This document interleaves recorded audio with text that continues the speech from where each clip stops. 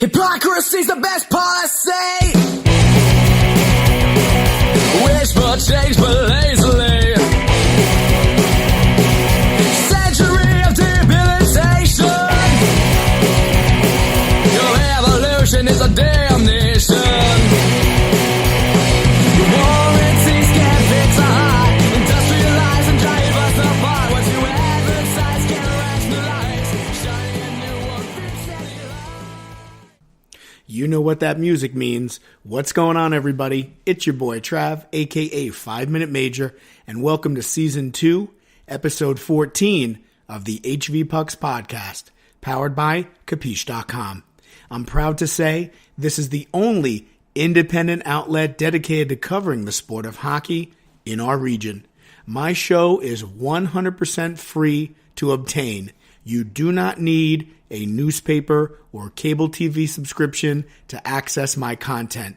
It is available on Google Play, iTunes, SoundCloud, Stitcher, and on the Grandstand Sports Network. Again, it is 100% free.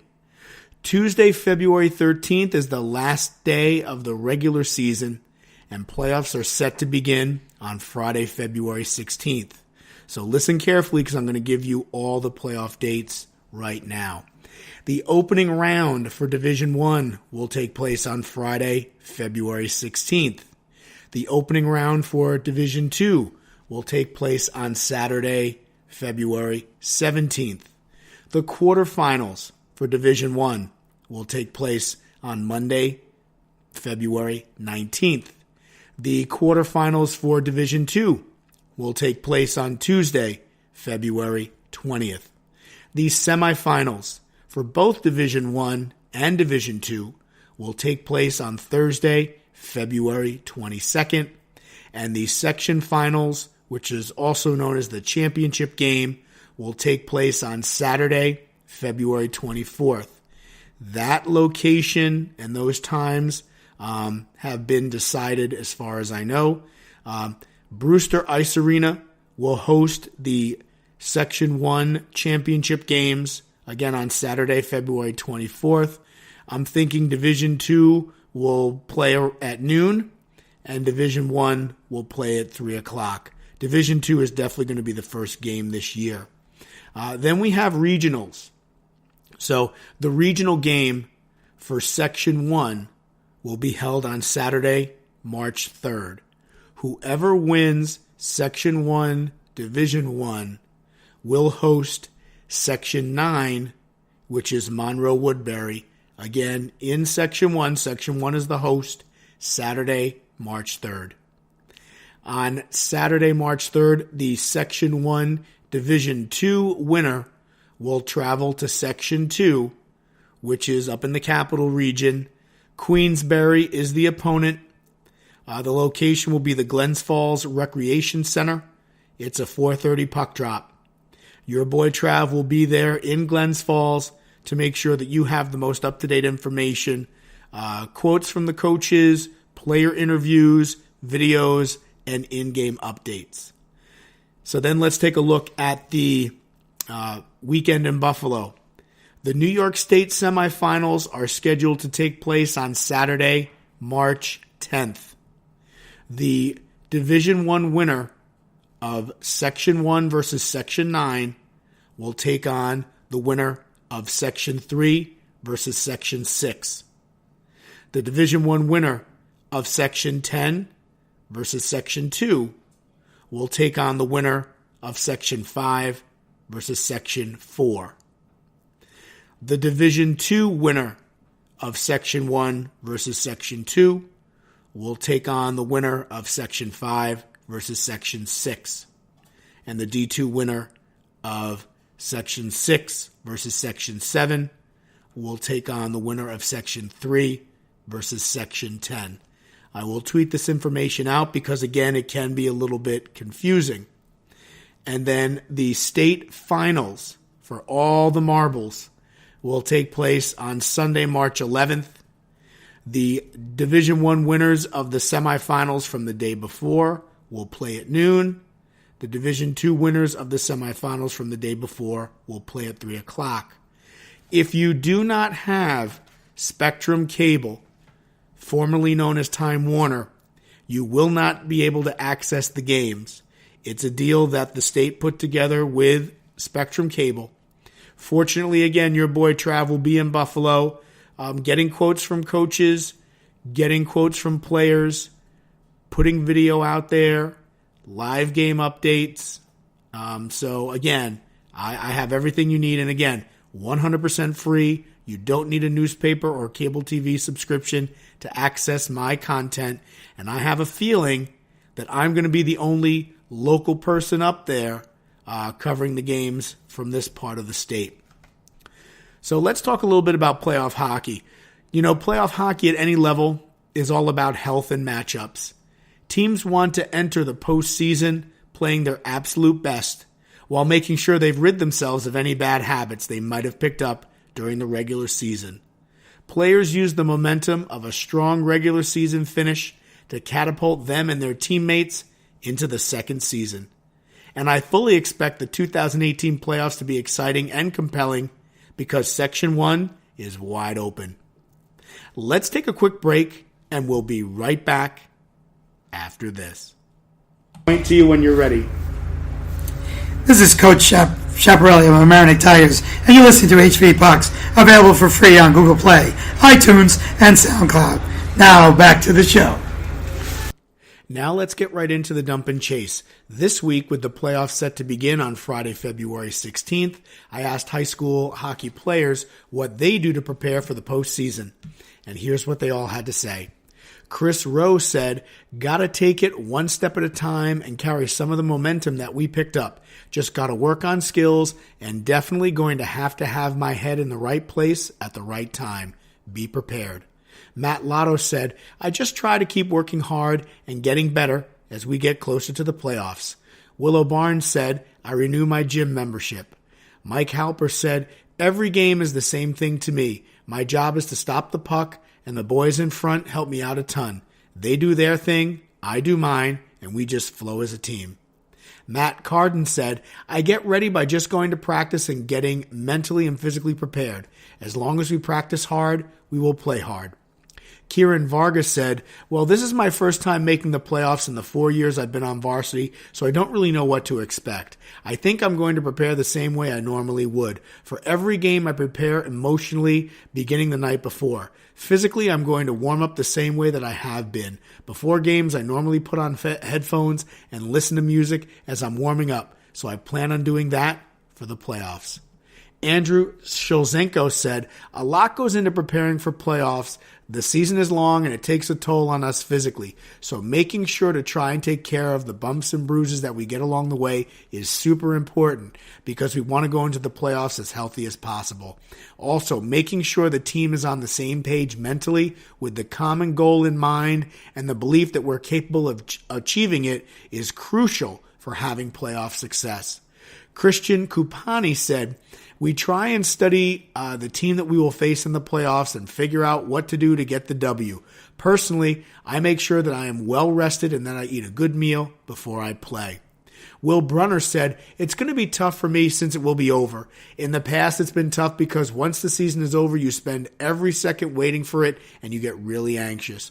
I just try to hang out with the boys as much as I can in the off season and try to help myself get better. This summer, I lost 30 pounds preparing for the season, which helped a lot." Grace Lunder said, "For me this year especially, I just think about how much that double OT semifinal loss hurt last year, and it motivates me so much to play my absolute best to win." Ryan Schelling said, "With the postseason coming up and the Mounties getting better and better, rolling into the playoffs, we need to stay positive and in shape. We don't let the nerves get the best of us. We kept ourselves going throughout the season, and it's not going to change now." Will Dodge said, "I try to think of the playoffs just like any other game. Keep the same routine, but at the same time, I love to feed off the pressure of it." James Carrier said, "Mentally, especially as a senior, you tell yourself that this can be your last time, and that gets me going and pumped. Physically, the same thing. We work out as a team and practice every day, so that doesn't change. Emotionally, it's sort of similar to mentally because you have to tell yourself that this could be your last game, and you emotionally get involved, which makes me play better.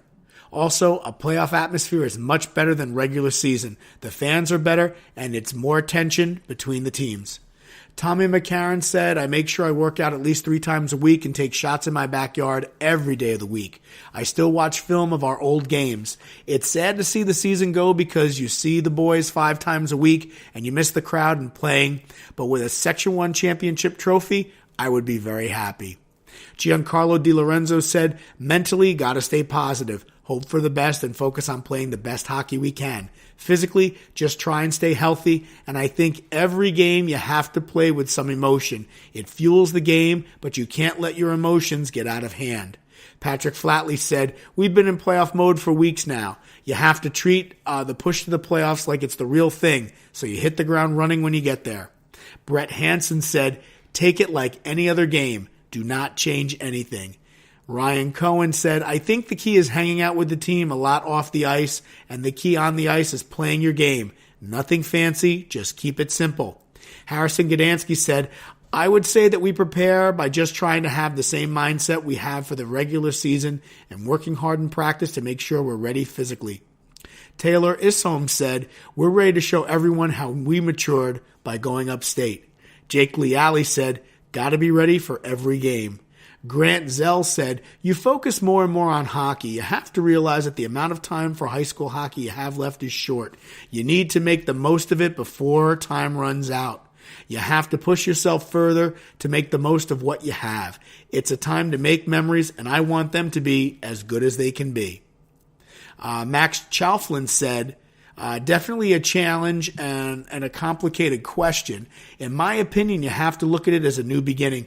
Doesn't matter who you beat and who you lost to in the regular season because the playoffs are different. Anyone can win on any night.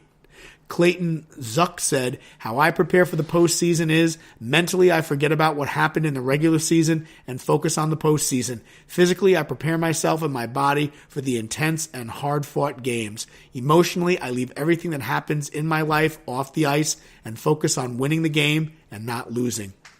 Max Crewman said, physically try on all equipment and get new stuff that fits and also eat up. Jack Fried said, I prepare for the postseason the same way I prepare for any other regular season game. It's all about keeping cool, staying focused, and not going overboard when it comes to training. Steven Apicella said, play every game like it's your last and leave it all on the ice. Chris Cromwell said, I prepare expecting to play a great team no matter who we play. Mentally, I prepare for the best and worst that can happen in a game. Physically, I like to rest the day before and the day of a playoff game. I like to have a light workout a few hours before the game. Emotionally, I enjoy riding the highs and lows of playoffs, watching upsets happen and watching good hockey all around and trying to figure out who we might play in the regional game. It's all really exciting. I love every aspect of it. Evan Kama said, mentally, reevaluate personal and team goals. Physically, do everything I can to stay healthy, like stretch a lot and take off when I need to. Emotionally, just focus on accomplishing what I had in mind from the beginning of the season, and that's winning the section. Sean Blaney said, I think as a team we are focused on staying composed. We know we have a great team and we can win if everything falls into place. We are skating this year more than the team did last year to prepare for the playoffs as well. Harrison Freed said, for me this season it's going to be to just know that every game could be my last and not have any regrets. Just leave it all out on the ice. We're going to keep working hard in practice and do our jobs and try to come into the playoffs as strong as possible. Joe Bucci said, I start to prepare myself mentally as I know that this is my last run. I keep myself busy as I go to the gym on my days off. Jack Guerra said, I play every shift, every period, and every game like it's my last. Casey Boone said, physically, we've been preparing all year, working hard at every practice and every drill. The skating drills and the off-ice workouts we do pay off in the playoffs. Last year, we won the section in double OT, and we had the stamina to keep going. As far as the mental mindset goes, we've been focusing on the end goal. We know we want what we want to accomplish, so we need to focus and bear down to achieve these goals. Emotionally, we know we cannot be satisfied with our play or recent success. We cannot be distracted by news headlines or what goes on social media. We need to stay focused and remember to do the little things. You're listening to the HVpucks podcast, and we'll be right back after this. It's all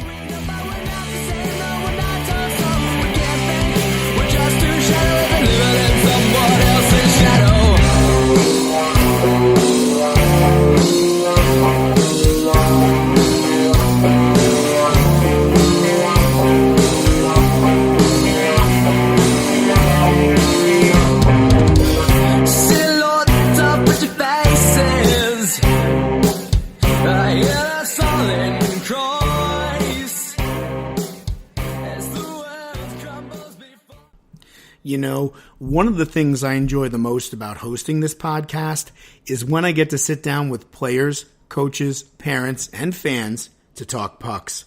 This week, I sat down with Rich Guberti, head coach of the Fordham University Rams hockey team. Enjoy.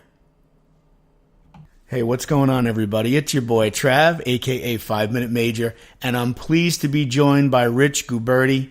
He is the head coach of the Fordham University Rams hockey team. He's taken a few minutes out to chat with me this morning, and I really appreciate it. Coach, thanks for coming on. My pleasure. What excites you most about this team?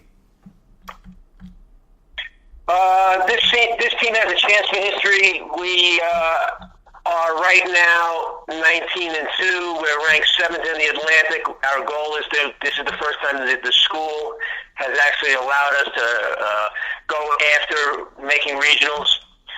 We've had a lot of teams that could have made a run for regionals, but this team has been allowed to, and it's making the most of it. They're 19-2. They're ranked 7th. So that's what's exciting about this team. Any surprises this season for you, Coach? You know, every year you start off with your group. Anyone stepped up and surprised you this year? Well, somebody from one of my favorite states, Massachusetts, Flanagan, a kid named Flanagan on defense, and he showed up. I didn't even know he was coming to the school, and then he came out, and he's fantastic. He's my kind of kid. He's got a lot of heart. He's dedicated, and he's got just a little bit of a chip on his shoulder. He's not afraid to show it off once in a while. So Flanagan is stepped up and is one of our top defensemen. Another fellow who went to Del Barton, didn't play a lot at all, defenseman Morfoglin. He also has been a surprise. I knew that he was not afraid to use the body, which is always important. But he's actually blossomed into somebody who we can count on. He gets better and better every day. Now, unfortunately, I haven't seen as much of your team as I would like. I saw you mix it up once against Ramapo at Sportorama, and then I saw you guys get into it for a very good cause for the Veterans Appreciation at the Ice Hutch. But in your opinion, Coach, biggest game of the season so far for you? Well, I think the Ramapo game was a big game because it set the tone for the season. We obviously had a little unfinished business last year. We were undefeated, and they beat us, I believe it was our last game of the season. And they then took first place by doing so by 1 point. And then we never got a chance to see them in the finals because we lost to Suffolk in overtime in the semifinals, and they went on to lose in overtime to Ramapo. So it was good to start the season this year out at Sportorama and beat them by a goal, and so that I think is my favorite game this year. Okay, good stuff. Hey, what's the toughest rink to play in your opinion? Well, I'll tell you what, I think the toughest rink is going with the smallest locker room, because other than that, I like playing against teams that have large vocal fan base. I think it psychs our guys up, and they get off, they're very competitive, they get off on the atmosphere and everything, and usually when we played Maritime at Parkwood, they have probably, 600 to 800 people, and they'd be banging on the glass behind the bench to the point where we needed security, and they would, it was a lot of military guys, so anybody with a little bit of a long hair, they would be derogatory towards, and I got to tell you that we would end up beating teams like that 9-0, 9-1. So, as far as the crowd goes, I think my guys feed off of that. So the louder the place and the more adversarial the rink, the better. But smallest locker room, I think that's the one that we can't stand. Oh, that's a good answer, Coach. And this is a perfect segue into my next question. Who is your biggest rival at this point?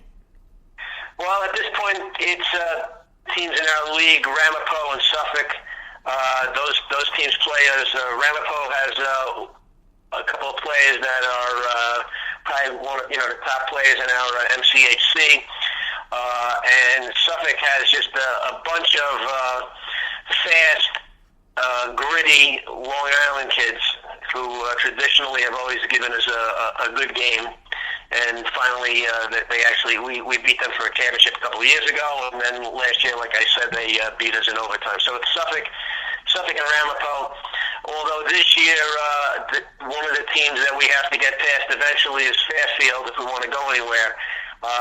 So those games are heating up, and as a matter of fact, we have a game today at 3 o'clock in Shelton, Connecticut against Fairfield. They're ranked 2 in the Atlantic. We're ranked 7th, so it could have some implications as far as regionals go. You know, there's a lot of connections, Coach, between me, my show, and your team. You mentioned, certainly I know Kevin Schroeder. He was on my show. Timmy Kavanaugh played for Clarkstown. I cover his team for my podcast. And you just mentioned Fairfield. You're mixing it up with them today. I recently had Russell Mazzaro on. He won states with Eddie Witz in 2017, and he and his brother are both up there at Fairfield, so you're going to get to see them today. So right, without a doubt. Yeah, we've seen them twice already, and there's a lot. Fairfield actually has, I think, more New York kids than we do. They have Frankie Wedge from Valhalla. They have Brendan McDonald from White Plains. The 2 fellows that you mentioned already. Kyle Morano from Bergen, New Jersey. So yeah, there's a lot of they draw very well from the New York area. It seems. They also have a kid from Middletown, New Jersey. So yeah, there are a lot of them. But this is becoming a rivalry, and so far it's a little one-sided because they've beaten us. They've beaten us this year. So we're going to try to change that today. Hey, Coach, how would you describe the state of hockey, in the Hudson Valley, in the Rockland, Westchester, Bergen County area at this point? Well, I think it's exciting because, look, all you have to do is turn on the Devils, and there's Steve Santini, the Carolina Hurricane, and there's Pesci. If you really travel in this tri-state area, you look at Johnny Gaudreau down from South Jersey. I've actually coached against him a bunch of times. And we had a tournament team where on the day of the NHL draft, he got drafted 6th by the Flames. They stopped the game. He got off the ice. They interviewed him for the NHL Network. He got back on the ice. They started the game, and he scored on a face-off.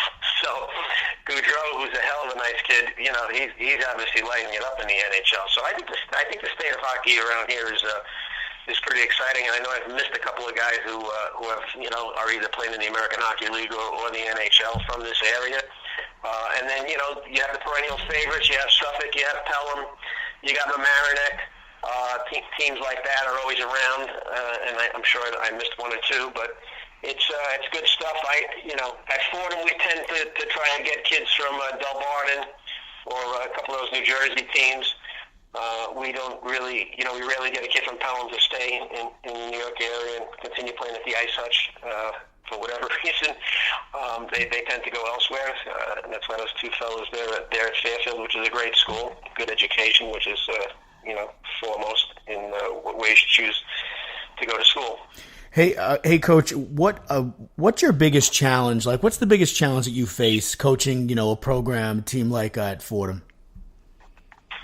The biggest challenge, I would say, is to make sure that the kids, that the whole team takes it seriously, that they realize we're here for a purpose, which is to have fun, but at the same time play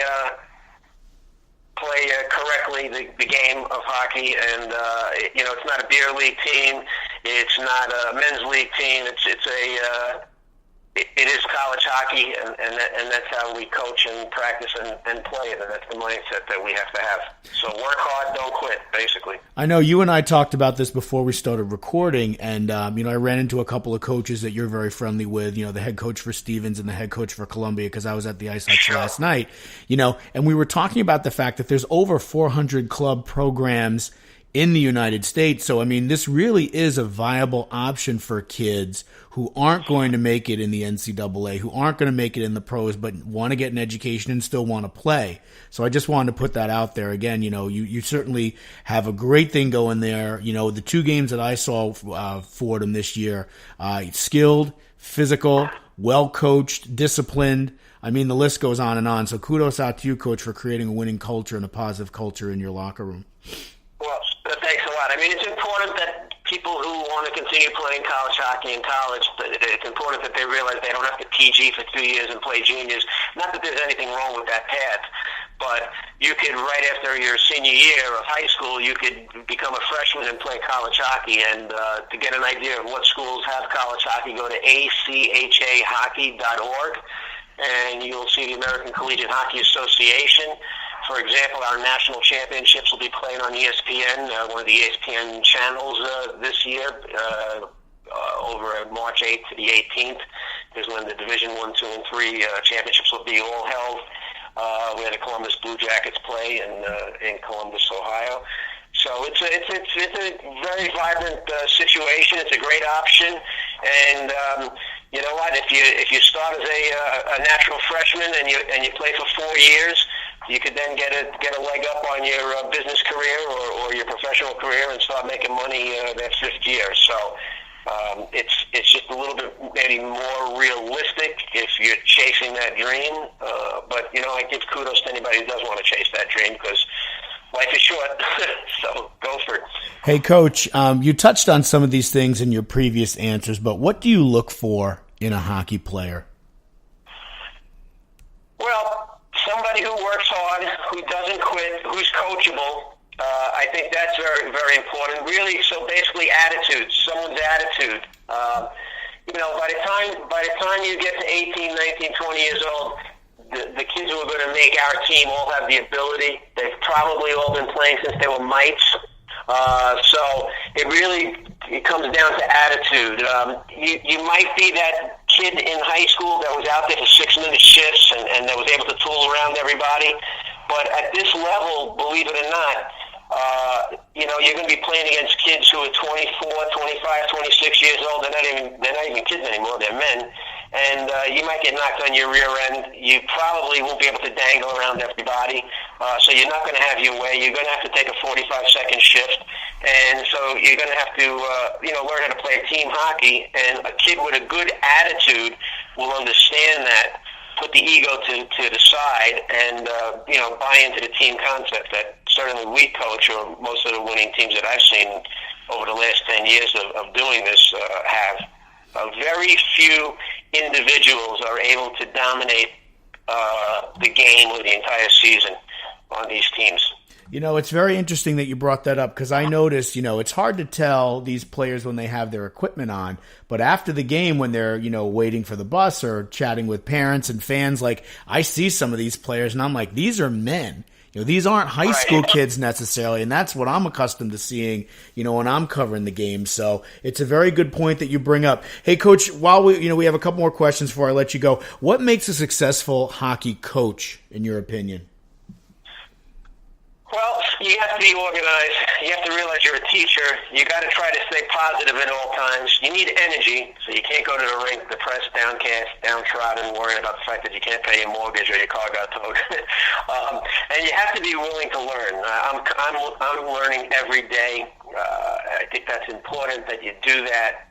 The guys who think they know everything because they did it like that 30 years ago, I don't think that's successful. So somebody like myself, I'm learning every day. I'm sure Ed Witz is learning every day. Mike Benelli, people like that. We're learning every day. And technology, like everything else in today's world, is now gotten into the coaching business. And so there are practice plans online and apps you could do to chart stats and puck possessions and so on and so forth. So always learning. All right, that's great advice. Favorite professional hockey player, past or present? Well, I'll tell you what. I respect Marty Brodeur's accomplishments. I am excited for Johnny Gaudreau, Santini, Pesci. But my all-time favorite is a guy from Manhattanville. He came from Coquitlam, British Columbia. His name is Neil Clark, number 15 at Manhattanville, because he was 6'2", 205, and he made it all the way to the Detroit Red Wings. Where, as his friends say, he had a quick cup of coffee. One guy actually went so far as to say it was a quick espresso. But the fact that he made it, and he wasn't even the best player at Manhattanville, he just worked so hard, that really epitomizes my idea of a professional, a guy who just works hard, never quit, and I think played 8 years minor pros all over the place. Oh, that is impressive. Do you have a favorite professional team coach that you kind of follow?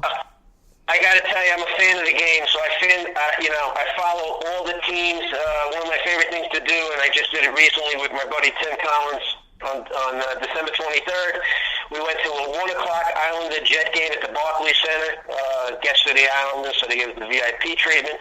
And then we were guests of the Devils at 7 p.m. So we went from the Barclay in Brooklyn, drove across whatever bridges we did, and we ended up in Newark, New Jersey at the Prudential Center. We watched the Devils beat the Blackhawks, and we were able to see Pat Kane, who years ago Timmy Collins and I coached against at the Empire State Games when he was, I think he played for Western New York or something like that. So that's my favorite. Fan of the game. Obviously, I'm interested in all three of the local teams. Barzell, I'm excited about this year, and the Devils run, I'm excited about, and I'm hoping that the Rangers can make Hank a cup winner one of these days. Yeah, you and I both hope that. Hey, I actually had Mike Benelli on my show recently. I'm going to put his interview out. He was talking about, floorball and some of the good stuff he's doing to try to grow the game and expose more kids to this great sport. So, Coach, I appreciate you giving us the information. That's ACHA.org if players want to start researching, what club programs are available out there. And wait, let me interrupt you. It's ACHAHockey.org. Okay. ACHAHockey.org. Thank you for correcting me. I appreciate that. Sorry. No, that's okay. Listen, I got to get the right info out there. No worries. Best of luck today against Fairfield University. I've been chatting with Rich Guberti, head coach of the Fordham Rams. Very storied hockey career, a great source of information, great guy. The team is rolling at the right time. Again, best of luck to you and your team the rest of the way. Hopefully we'll see you out there at Nationwide Arena, or I can catch you in person or maybe on ESPN, if you make it to the dance. So, listen, Travis, thank you very much, and I really appreciate what you're doing for hockey, getting it out there with this blog, and it's really something to see you at so many games and the positive influence that you have on the coaches and kids in the game of hockey locally. It's a great thing, and I look forward to hearing and seeing you up there in Buffalo at the end of the year. I know you're going to be up there at the States, I believe, correct? Yes, sir. As a matter of fact, I was talking to some people the other day. There's going to be a lot of eyes on that regional game on March 3rd. There's going to be a lot of people watching Section 1, Division 1 take on Section 9. That's going to be probably at Brewster or at a rink somewhere in Westchester County. What I'm going to do, that's awesome. Right, I'm going to travel to the Capital Region. I want to watch the D2 regional game that probably a lot of people aren't looking at, but it's still going to involve a team from my area. So I'm going to take a quick ride, a couple hours up 87 to the Capital Region and watch whoever comes out of Section 1 Division 2. And then, as you said, I will be in Buffalo at the Harbor Center Championship Weekend, March 9th through 11th. I might even be the only person up there, Coach, at this point, doing the independent coverage, local guy covering local teams. That's what I'm all about. That's fantastic, man. Fantastic. Thank you for all of your work there. Hey, my pleasure. And I hope to see you at the rink in person. And I'd love to have you back on at any time, maybe to, talk again about how club hockey can be a real option for a lot of our players. Fantastic. Thanks a lot, buddy. Coach, enjoy the rest of your day again. Good luck against Fairfield, and we'll talk soon. Be well. You got it. Bye. All right. 1. This is Willow Barnes, and you're listening to the HVpucks podcast, available for free download on Google Play, iTunes, SoundCloud, and Stitcher. Now back to the show. As the 14th episode for Season 2 comes to an end, it's now time for Stick Taps, where we honor, recognize, and acknowledge individual players, coaches, teams, or hockey-related events and charities. Stick Taps out to Adam Page, one of the hockey coaches for the St. Mary's varsity hockey team, on being named to the U.S. Paralympic sled hockey team. This will be Adam's 3rd time. I want to congratulate him and wish him and his fellow Olympians all the luck in bringing home the gold medal. Stick taps out to Jack Wallace, an alumni of the Indian Hills hockey team, on also being named to the U.S. Paralympic sled hockey team. I want to congratulate Jack and wish him and his fellow Olympians all the luck in bringing home the gold medal. Stick taps out to the E.O. Smith-Tolland Bucks hockey team, who have made a pledge this year to support the Jacob Roger Poulin Foundation through the Score for Jacob campaign. Fans can pledge a dollar amount for every Bucks goal scored this season, which will directly benefit the foundation and its many charitable endeavors, including building a park in Jacob's memory. For more information, you can visit www.jrpf.org or follow @BucksNation1 on Twitter. Stick taps out to members of the Brick Stars and the USA Warriors veterans hockey teams for participating in the 7th Annual Winter Classic on Sunday, February 4th at 12 noon. They had a silent auction, and the New Jersey Devils alumni made appearances, and all proceeds benefited the Brick Stars Challenger Hockey. Stick taps out to the St. Joseph's Preparatory School in Pennsylvania for hosting a fundraiser for Salvatore Danubli on Monday, February 5th at 3:30 p.m. at the Penn Ice Rink Class of 1923 Arena. There was food, music, 50-50 raffle, and all proceeds went to a fund in Sal's memory. Sadly, he was murdered this past fall in South Philly. Stick taps out to 8th grade goaltender Sophia Will of the Lancaster Iroquois Depew girls hockey team, who made 31 saves in a 5-1 loss to Frontier Lakeshore Orchard Park girls varsity hockey team on Monday, February 5th. Stick taps out to senior forward Tyler Edholm of the Sweet Home varsity hockey team, who had a 4-point night, including 2 goals and 2 assists, and eclipsed the 50-point mark in just 17 games in a 6-2 win over Newport on Monday, February 5th. Stick taps out to the Penfield varsity hockey team for volunteering their time at the Heathwood Assisted Living Community on Monday, February 5th. It was great to see the team giving back to their elderly friends and neighbors. Stick taps out to senior forward John Mosrell of the Pittsford varsity hockey team on earning his 100th career varsity point in a 4-4 tie with Victor on Tuesday, February 6th. Stick taps out to senior forward Peter Hernandez of the Old Bridge hockey team, who earned his 100th career varsity point in an 8-3 loss to Monroe on Wednesday, February 7th. Stick taps out to the Red Bank Catholic hockey team for assisting with the loading of mini food drive donations, which were destined for the Mercy Center in Asbury Park on Wednesday, February 7th.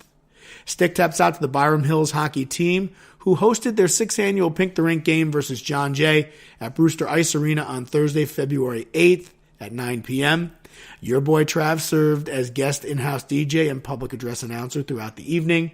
All proceeds benefited the breast cancer division of the American Cancer Society. It was really a tremendous event. Stick taps again out to everybody involved. As I was leaving, they were presenting the team with a check for $10,000, and I'm sure the number has increased since then because they were still accepting online donations. Stick taps out to the Queensberry hockey team for hosting their 18th annual stick game against the Adirondack Rivermen on Thursday, February 8th. Puck drop was set for 7 p.m. at the Cool Insuring Arena in Glens Falls. The Spartans won by a final score of 7-4. So the stick remains in Queensberry for one more year. Stick taps out to senior forward James Carrier of the White Plains varsity hockey team, who tied a school record by scoring 7 goals in a game versus Eastchester Tuckahoe Bronxville on Thursday, February 8th. He also added 2 assists and set a new Tigers record for 9 points in one game. Senior defenseman Rich Myers also returned from injury to play in his senior night game, and freshman defenseman John Myers had 2 goals and 4 assists in the Tigers' 10-3 win. Stick taps out to senior forward Mike Rakiopi. Sorry about that, Mike, of the Middletown High School South hockey team on earning his 100th career point in a 3-0 win over Manalapan on Thursday, February 8th. Stick taps out to freshman goaltender Pat McCarty of the Manalapan Braves hockey team, who made 45 out of 48 saves in a 3-0 loss to Middletown High School South on Thursday, February 8th. Stick taps out to sophomore forward Kyle DeBell of the Ramapo College hockey team, who earned his 100th career point in just 21 games on Thursday, February 8th. Stick taps out to head coach Greg Toskos and his Don Bosco Ironman hockey team on their first undefeated season in program history. Stick taps out to the Queensberry hockey team for hosting their 7th annual Pink the Rink game on Friday, February 9th versus the GMSVS Storm. This year, the team honored Austin Lane as he bravely battles cancer. The Spartans won 2-1 in overtime. Stick taps out to senior forward Nick Smith of the Carmel Rams hockey team on earning his 100th career varsity point in a 6-5 win over Fox Lane on Friday, February 9th. 8th grade goaltender Ian Tum also stopped 30 of 35 shots in that game as well. Stick taps out to the West Seneca East hockey team for joining forces with the West Seneca High School Humane Society Club by hosting a Hockey for Humane game on Friday, February 9th versus West Seneca West. Puck drop was set for 5:30 p.m. at the West Seneca Ice Rink, and all proceeds benefited a local humane society. Stick taps out to the Berwick Academy boys and girls hockey teams for joining forces with Connors Climb Foundation to host a Stick It to Stigma event at the team's February 9th and February 10th games at the rinks at Dover. Connors Climb was created back in 2011 after the suicide of Connor Ball in October of 2011. And I have to say, as a school counselor with over 20 years of experience working with young people, that help is always available. So again, stick taps out to the Berwick Academy boys and girls teams for trying to spread the word about suicide awareness. Stick taps out to senior forward Matt Rittendale of the Westfield hockey team on earning his 100th career varsity point in a 4-2 win over Governor Livingston on Saturday, February 10th. Stick taps out to you, Matt. I hope I got that last name right. Stick taps out to sophomore goaltender Chris Graham of the Somers North Salem hockey team for making 33 saves in a 6-5 OT win over Rivertown on Saturday, February 10th. Stick taps out to Fox Murphy, whose father is fighting stage 4 cancer. Fox plays for the New Jersey Ice Dogs and founded his own Relay for Life team this year entitled Murphy's Fighting Irish. You can tweet or DM me for more information on how to make a donation to Fox's campaign. Stick taps out to head coach Andrew Will of the Salisbury hockey team, who won his 203rd game since taking over as the Knights bench boss. Congratulations, Coach Will. The St. Thomas Aquinas College Spartans faced off against the Columbia University Pride on Sunday, February 11th at the Barclays Center. Puck drop was set for 1 p.m. The team sold Islander tickets, which were in the lower bowl, for $40. And then they're going to be there for the Islander Flame game that same night at 7 p.m. There is an assist benefit game scheduled for Saturday, February 24th at the Brewster Ice Arena to benefit the Hudson Valley Girls High School Ice Hockey Initiative. Puck drop is scheduled for 7 p.m. For more information, to purchase tickets, or to donate, please visit www.benefitgames.com. And if you have other questions about the benefit game, you can certainly email Tess Brogan. She is the athletic director at Clarkstown North High School. Her email address is tbrogan@ccsd.edu.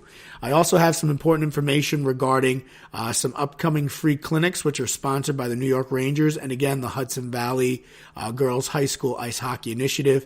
On Saturday, February 17th at the MSG Training Center, girls ages 4 through 18 will be able to skate and learn more about the game. There is no fee, no experience is required. There is equipment available for loan the day of the clinic. Any questions about that, again, email Tess Brogan, athletic director at Clarkstown North, tbrogan@ccsd.edu. And if you know of a player, coach, team, or hockey-related event or charity and would like them to receive stick taps in the future, please tweet me at TravJack71 using the hashtag HVpucks.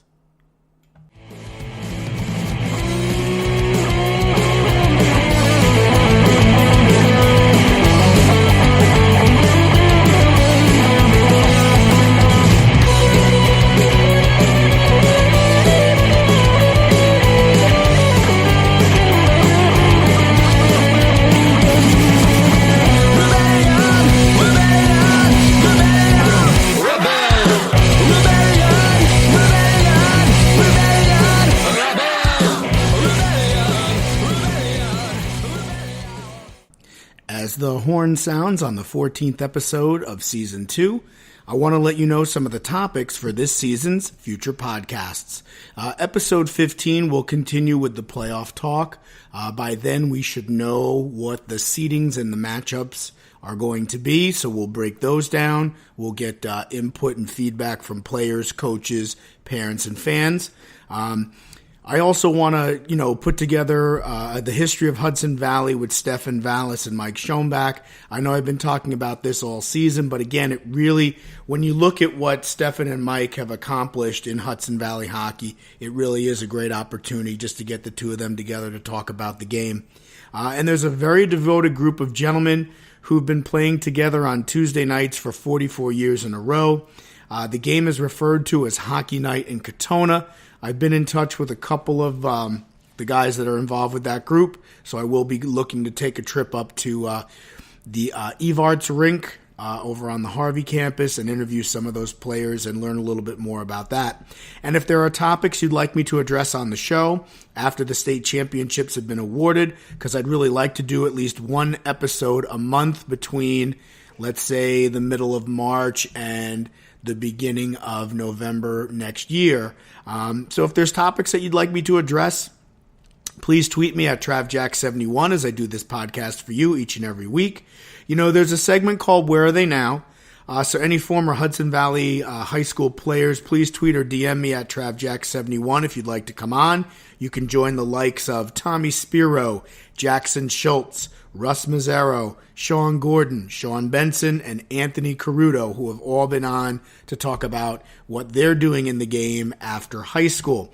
I also want to do at least one more episode of From the Trainer's Room with Jessica, which focuses on athlete health, safety, and nutrition with Jessica Lappy, head athletic trainer at Tappan Zee High School. Before I sign off, I want to thank my beautiful wife, Marisol, and my two daughters, Juliana and Kayla, for their never-ending support, love, patience, and understanding, because our family time takes a hit during the hockey season as I'm always out chasing a game. You can find me on Twitter at TravJack71, on Instagram at 5_min_major, and on Snapchat at 5_min_major. You can also find my show on the Grandstand Sports Network, www.grandstandsportsnetwork.com, or on Twitter at grandstand_SN. If you like the music you've heard throughout the show, be sure to check out the new full-length album entitled Out of Time by Fracture, which is available on iTunes, Spotify, and SoundCloud. The new album maintains the same high level of energy as their debut 2015 EP Broken Walls. You can find them on Twitter at Fracture_band, on Instagram at Fracture Official, Fracture Band Official on Facebook, and www.fractureofficial.com on the web. I also want to let you all know about a revolutionary new fitness device that is unlike anything I've ever seen before. It's called X-Chain, and it can be configured into 14 different shapes and can be used with over 500 different types of exercises. Weighing only 10 pounds, X-Chain is all that you need for your best workout. To find out more about this exciting new project and this product, you can follow them on Instagram at TrainXChain, the letter X, so that's TrainXChain, and they're also on Kickstarter. I also want to announce that I've created a scholarship in memory of Dick Kittle, who was an off-ice official and a fixture in the Mamaroneck sports community for years. I've accepted nominations from Section 1 hockey coaches and will present the scholarships to two graduating seniors at the All-League Dinner on March 13th. I've also contracted with Shoots Media, which is a local company, to document the awarding of the scholarships and to interview the recipients. This is your boy Trav, a.k.a. 5 Minute Major. And with the playoffs coming up, I'll see you at the rink.